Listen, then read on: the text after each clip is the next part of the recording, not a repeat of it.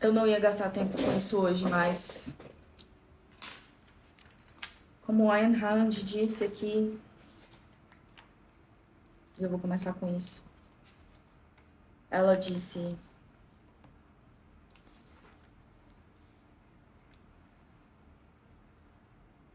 o mínimo que um homem decente pode fazer hoje é combater a doutrina daquele livro, combatê-la intransigentemente em termos morais. Uma proposta para aniquilar a inteligência mediante uma tortura lenta não pode ser tratada como uma diferença de opinião civilizada. Então, por me considerar um homem decente e vou fazer hoje um combate a algo aqui. Ayn Rand, para variar, me inspira, me dá esperança, me dá noção da vida. E eu não sei por onde começar a escolher, porque eu não fiz roteiro disso aqui, mas eu vou separar algumas frases para despertar talvez em você a vontade de ler isso aqui. Vamos lá. Pegou uma canetinha, meu bem? Porque você vai querer anotar isso aqui. A maioria dos homens passa sua vida em rebelião inútil contra coisas que não pode mudar. Em resignação passiva frente às coisas que podem. A consciência é a faculdade de perceber aquilo que existe, ou seja, a escolha de perceber aquilo que existe. A natureza, para ser comandada, primeiro deve ser obedecida. Aqui eu coloquei um parênteses de perfeito, vou ler.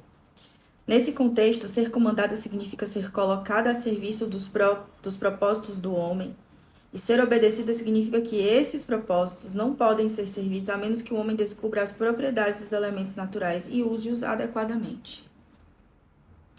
Aí aqui tem uma das dezenas de partes que eu digo que é a melhor. Hoje em dia, tudo isso, essa compreensão que ela falou até aqui, que você pode compreender com essa simples questão aqui, se você for meramente inteligente, mediamente inteligente. Hoje em dia, tudo isso é implicitamente compreendido e mais ou menos aceito no que diz as ciências físicas. Daí o seu progresso. Mas não é entendido nem aceito e é de fato ferozmente negado no que diz respeito às ciências humanas, as ciências que lidam com o homem. Daí o seu barbarismo estagnado, ou seja, tudo que é relativo ao abstrato, às nossas emoções, comportamentos e escolhas pessoais, tem uma regra que é ignorada e por isso não saímos do canto a passos de formiga e sem vontade, que nem Lulu Santos fala. Ou seja, ao meu olhar, se nós estivéssemos um pingo de inteligência em relação à nossa própria natureza, nossa própria limitação e nossos feitos, conseguiríamos estar muito mais avançados enquanto sociedade. Mas o oposto a isso, perdemos muito tempo com aquilo que não podemos mudar e zero tempo com aquilo que podemos mudar. Isso é em 99% das pessoas, você consegue perceber isso. E aí eu não vou entrar aqui em exemplos, senão vai virar um vídeo polêmico. Aqui vai mais um, ó. O uso ou o mau uso da sua faculdade cognitiva determina a escolha de valores de um homem, e esses valores determinam suas emoções e seu caráter. É nesse sentido que um homem era um ser que faz sua própria alma. Aí aqui vem pro pessoal que gosta muito de arranjar desculpa e terceirizar desculpas. É muito louco isso aqui. Nada feito pelo homem teve de ser. Foi produto da sua escolha. Cara, sério. Grava o vídeo, salva o vídeo. Sobre a premissa implícita de que a consciência não tem identidade, os homens alternam entre a sensação de que possuem algum tipo de poder onipotente sobre sua consciência e podem abusar dela com impunidade. Não importa, está apenas na minha mente. E a sensação de que não tem escolha nem controle, que o conteúdo de sua consciência é determinado de forma inata, que são vítimas de um mistério impenetrável dentro de seus próprios crânios, prisioneiros de um inimigo incognoscível, autômatos indefesos, guiados por emoções inexplicáveis. Não posso evitar, é assim que eu sou. Quem não conhece gente assim? Essa é muito boa. Essa me pegou. Alguns temem o pensamento de sua morte e nunca empreendem a tarefa de viver. Aqui eu vou ter que polemizar, galera, desculpa. Não se trata de crença ou descrença, se trata de fatos.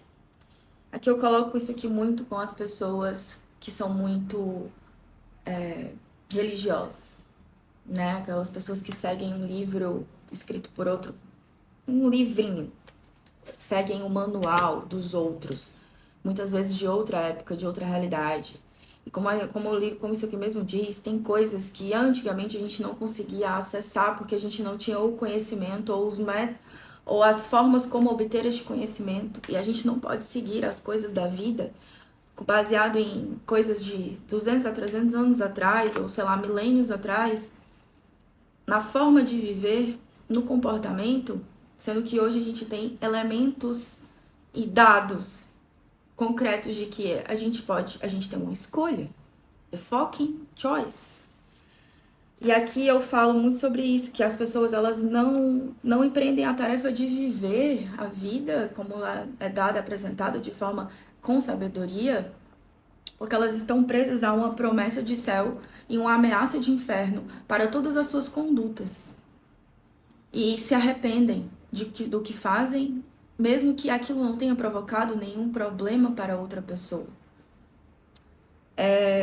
Eu gosto muito da Bíblia, eu leio ela semanalmente, no intuito de aprender, porque negar que algo possa te ensinar em sua totalidade, negar que algo não possa te ensinar, mesmo que não seja em sua totalidade, mesmo que não se aproveite 100% do conteúdo para aplicado à sua vida, é uma forma de ignorância. Tanto ateus quanto cristãos, quanto religiosos, quanto pessoas que acreditam no espiritismo e não acreditam no cristianismo, que acreditam e não acreditam no espiritismo, estão mergulhados em sua ignorância para negar algo que possa ser agregado positivamente à sua vida e suas crenças. Então, um livro escrito por um ateu, um cristão dificilmente lerá. Mas até mesmo para provar os seus pontos, você precisa entender o oposto. E assim, mesmo com todos esses acessos, aí eu faço outra ligação aqui para outra parte do livro, desse capítulo, é que nada pode obrigar o homem a pensar. Podem lhe oferecer incentivos, impedimentos, recompensas, castigos, pode até destruir o seu cérebro com drogas, com o impacto de um cacetete, mas não podem obrigar que a sua mente funcione. Esse é o poder soberano exclusivo do homem. E a gente traz aqui exatamente como se mudam as coisas. O único meio para mudar os homens é o mesmo para mudar a natureza, o conhecimento. E aí vem aqui, lidar com os homens pela força é tão impraticável quanto lidar com a natureza pela persuasão. E eu finalizo aqui esse improviso. Eu ia falar, dá para entender agora porque que Ayn Rand não é uma filósofa conhecida. Eu pergunto para todo mundo, inclusive as pessoas que estudam filosofia não conhecem Ayn Rand. Se esse livro, se essas coisas fossem dadas em faculdade, eu acho que a gente teria um verdadeiro caos. Porque é realmente um ensino a pensar.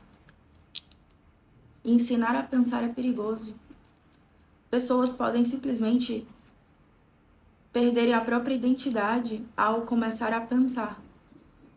Pessoas podem perder até a vontade de viver se começarem a pensar e acessar conhecimentos que não tinham, que julgavam ser absolutos e reais. Mas graças a Deus hoje a gente tem a internet, né? Tirando os haters, que são essas pessoas que não pensam, eu acho que a gente tem grandes chances na mão de se tornar uma sociedade mais evoluída. Porque o que vai trazer evolução para nós não é a inteligência, mas a conseguir, né, o feito de controlar a si mesmo frente a todas as situações e emoções. E essa é a parte mais difícil, porém não impossível. A gente podia pelo menos tentar todos os dias fazer isso. Controlar suas emoções, seus impulsos, seu comportamento, fazer isso de forma consciente. Eu quero isso, eu vou fazer isso, e a consequência disso eu vou arcar. E eu vejo isso acontecer muito com questões de emoção, de relacionamento, de de trabalho, relação com o trabalho, relação entre pessoas no trabalho, relação entre pessoas na família, relação entre pessoas amorosamente. As pessoas parecem perder a sua inteligência e capacidade de raciocínio quando a emoção o toma. Eu começo agora a entender por quê.